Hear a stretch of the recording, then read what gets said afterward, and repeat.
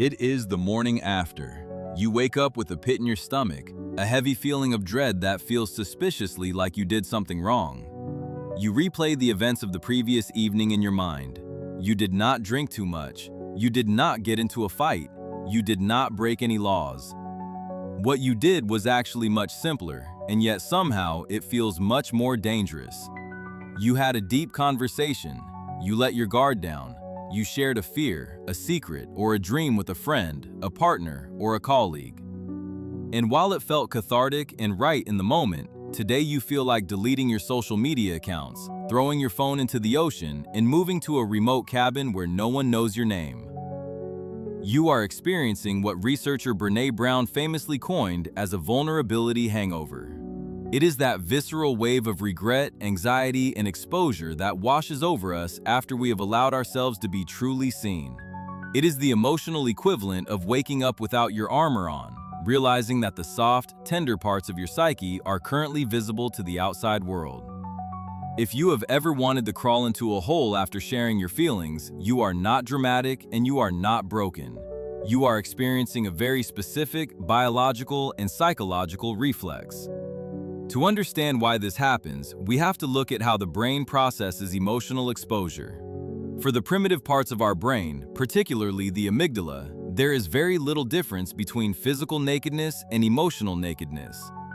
In our evolutionary history, being physically exposed meant you were vulnerable to predators or the elements. It was a threat to survival. Consequently, we have a deep, instinctual drive to cover up our vital organs and protect our physical bodies. When you strip away your emotional defenses and show someone your insecurities, your past failures, or your raw hopes, your brain interprets this as a similar loss of protection. You have voluntarily lowered your shield. In the moment of connection, your prefrontal cortex, the logical, social part of your brain, was in charge. It knew that this sharing was necessary for bonding. But once the conversation ends and you are alone with your thoughts, the primitive brain wakes up and realizes the shield is down. It hits the panic button. It screams that you are unsafe, that you have given someone ammunition that could be used to hurt you, or that you have revealed a flaw that could lead to rejection by the tribe. This reaction is what we call exposure anxiety. It is the nervous system's attempt to get you to put the armor back on. The shame you feel, that hot, cringy sensation, is actually a protective mechanism gone wrong. Your brain is trying to use shame to teach you a lesson. Don't do that again. It is safer to be hidden. The vulnerability hangover is not a sign that you shared too much or that you made a mistake. It is simply a sign that you challenged your own safety patterns. You stretched your emotional capacity and your muscles are sore. One of the most common ways this hangover manifests in our adult lives is through the pattern of withdrawal, often referred to as ghosting. You might find that after a particularly close moment with a friend or a date, you have a sudden urge to pull away. You take hours to reply to their texts. You decline their next invitation. You might even feel a sudden, irrational annoyance towards them. This is not because you dislike them. Paradoxically, it is often because you like them too much and they now know too much. This is the turtle effect. When a turtle feels threatened, it pulls its head and limbs inside the shell. After a moment of high vulnerability, your nervous system feels overexposed, so it demands a retreat to safety. You withdraw to regain a sense of control and autonomy. You are trying to reestablish the boundaries that you voluntarily lowered, but you are doing it continuously by creating distance. This can be confusing for the other person, who likely feels closer to you than ever, while you are busy building a fortress to keep them out. Another pattern is the post-game analysis, or the rumination loop. This usually happens in the shower, in the car, or while you are trying to fall asleep. You replay the conversation, but you edit the footage. You do not remember the connection or the nodding head of the listener.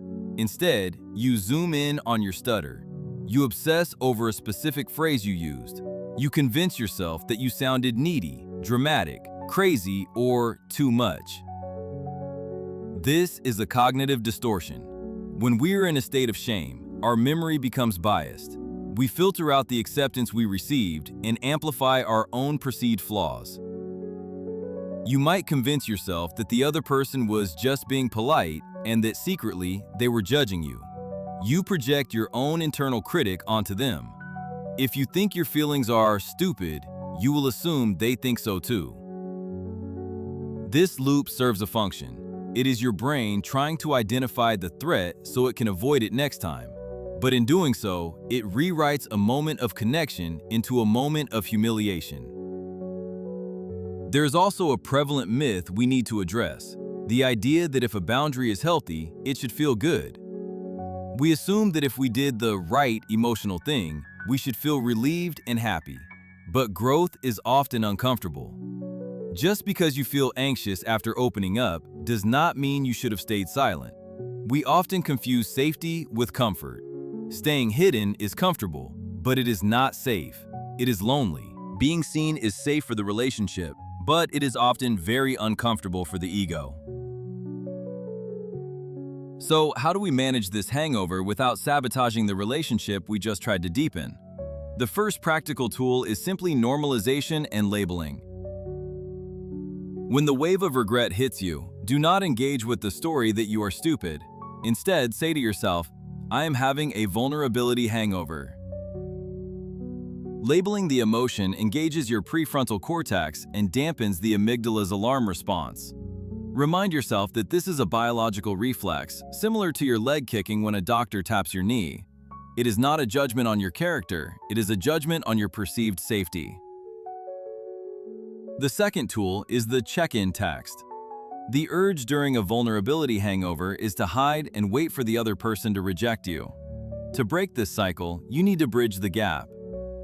Send a simple, short text to the person you opened up to. It does not need to be heavy. You can say something like, "I felt a little vulnerable sharing all that last night. Thanks for being such a good listener." This tool is powerful for two reasons. First, it names the elephant in the room. You are admitting you feel vulnerable, which is, in itself, a brave continuation of the truth. Second, and most importantly, it invites the other person to validate you. Usually, they will reply with something warm like, "I am so glad you told me," or "I feel closer to you now." That external validation is the antidote to the internal shame spiral. It proves to your nervous system that the threat of rejection was a false alarm. It closes the loop of fear. The third tool is self-soothing touch. Since the hangover is a physiological state, a racing heart, a tight chest, a shallow breath, you can treat it through the body. Place a hand firmly on the center of your chest. Apply a little pressure. Feel the warmth of your palm against your body. This stimulates the vagus nerve and sends a signal of containment to your nervous system. You are physically demonstrating to your body that you are holding yourself. You are containing the exposure.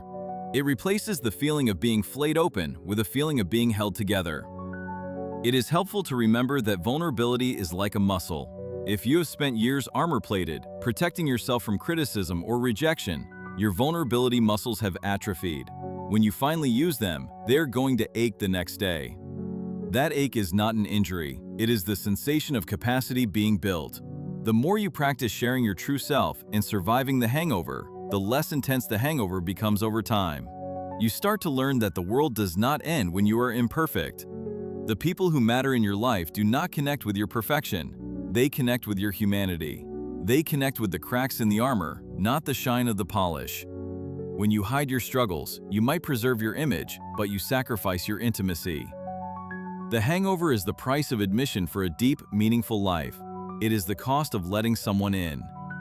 If you are feeling that regret right now, take a deep breath. Do not send the text canceling your next meeting. Do not delete the message. Do not retreat into your shell. Stand your ground in the discomfort. The feeling will pass, usually within a day or two, but the connection you built by being brave, that has the potential to last a lifetime. You took a risk to be real. That is something to be proud of, not something to hide. Ask yourself today, am I willing to tolerate a little bit of anxiety in exchange for the relief of finally being known? The hangover is temporary, but the freedom of being yourself is permanent.